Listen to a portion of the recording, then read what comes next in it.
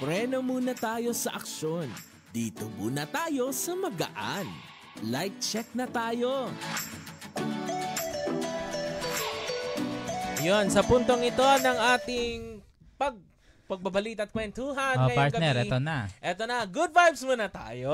Alam namin na maraming award-giving bodies dyan, pero itong matatalakay natin na patungkol nga sa Philippine Finest Business Awards and Outstanding Achievers 2025 ay naiiba. Kung bakit namin nasabi yan, ibabahagi sa atin yan ng ating panauhin ngayong gabi. Kasama na natin via Zoom Sir Nero Marcelo. Siya po ang Awards Committee Chairman po ng Philippine Finest Business Awards and Outstanding Achievers 2025. Sir Nero, welcome back po sa Checkpoint 1062. Hi, sir. Magandang gabi po sa inyo. Magandang gabi po sa inyong lahat. Maraming salamat po ulit sa time, sa pag-accept po ng aming pag-i-invite po sa inyong mga viewers. Yun. Maraming po salamat, Sir Nero, po for the opportunity na makasama po namin kayo ulit sa programa. Sir, explain nyo po muna ng mabilisan sa mga viewers and listeners natin sa Radyo Agila What DCEC will be the tema po for this year's awards year for the Philippine Finance and Business Awards, Sir Nero?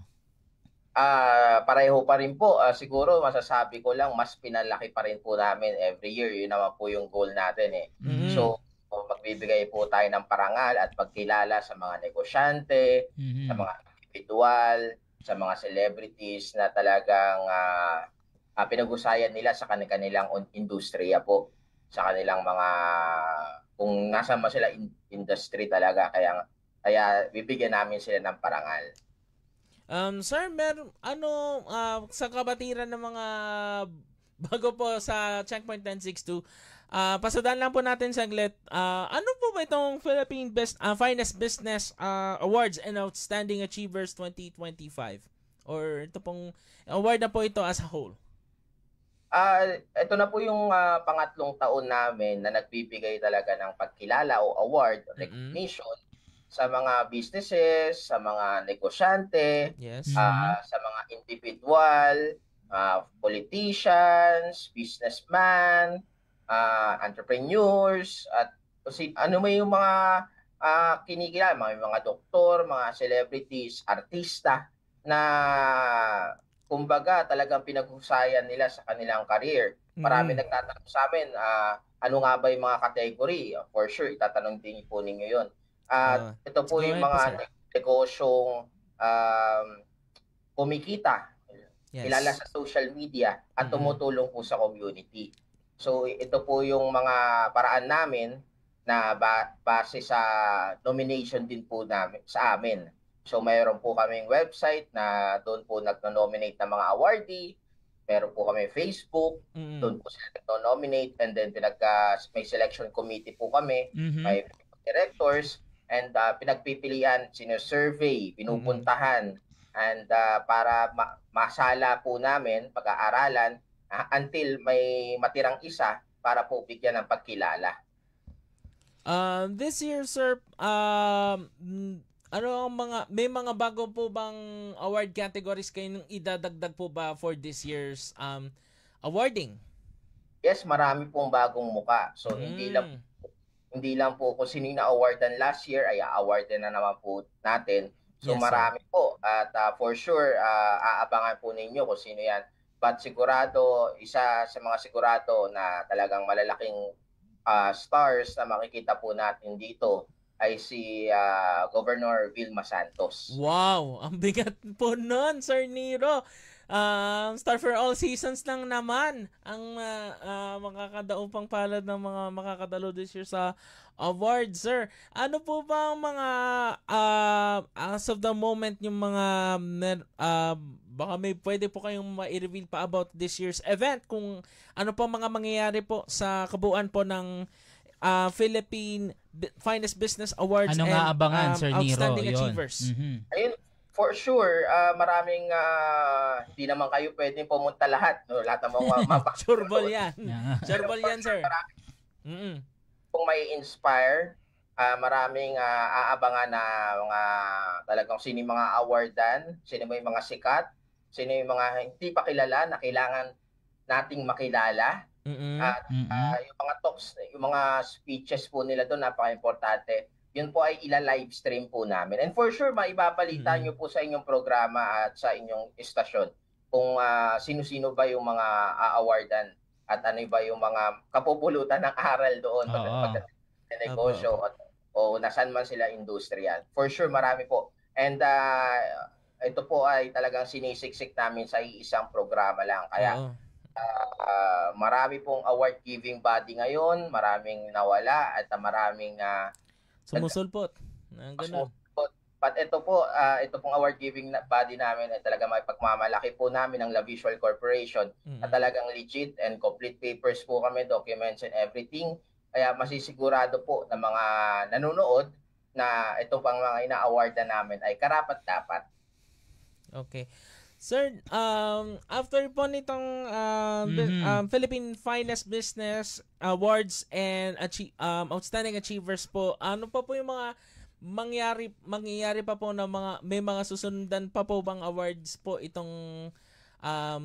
pong award pong gagawin po ninyo soon? Actually, we do have 2 award-giving bodies this year. Pero ito po sa September, yung Philippine Finest Business Awards. Yung sa September 30, sa Newport. First time lang po. Wow! Ang bigat ng venue, partner! Newport! Sa ano yan? Sa Resorts World yun Kaya for sure na gagayahin na naman po kami. Kanon, sir! Pero at least tayo po yung trendsetter na tinatawag. Ayun, trendsetter. Yan ang at least, di ba? At least, yung pakabog na venue pa lang, talaga mapapansin, legit na talaga to. Next level na. Po kami, La Visual Corporation, mahilig po kami sa surprises. Ayan.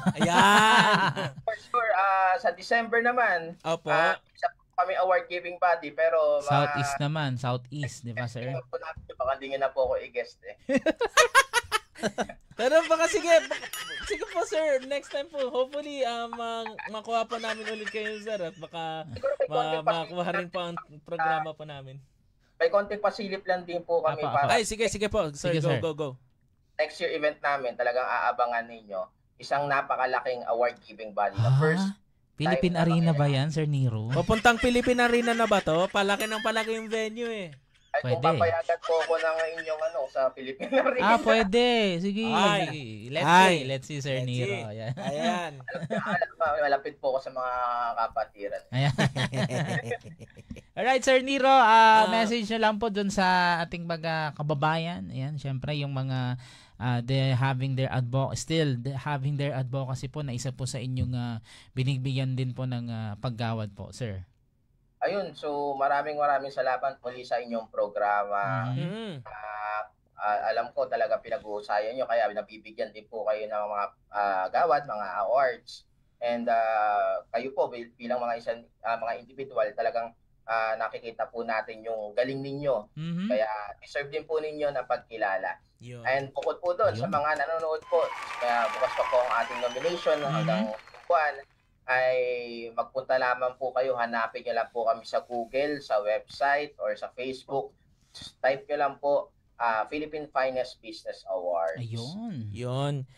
Hindi nyo kami makita, type nyo lang, La Visual Corporation. Ayun.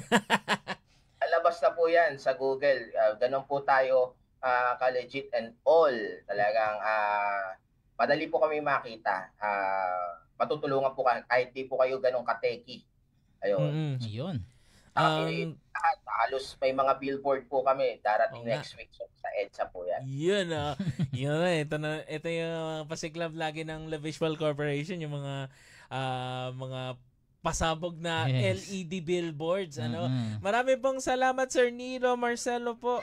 Siya po ang Awards Committee Chairman po ng Philippine Finest Business Awards and Outstanding Achievers 2025. Mamay, sir, ingat. Thank you po. Maraming salamat po. Magandang gabi po, sir. Thank you. Yung. Ang ating pong nakapanayan po ay si Sir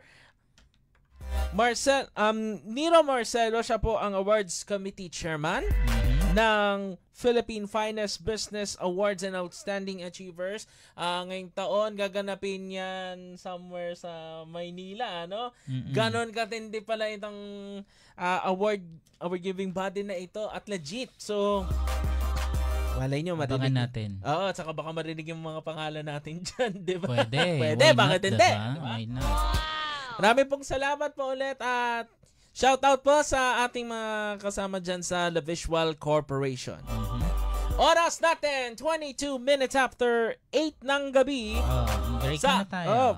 We'll take a short break. Pagbalik natin, talakay na natin ang iba pang mga malalaking balita ngayong linggo sa diskusyon bala sa Checkpoint. Susunod na. Yan po at iba pa sa pagbabalik ng Checkpoint 1062!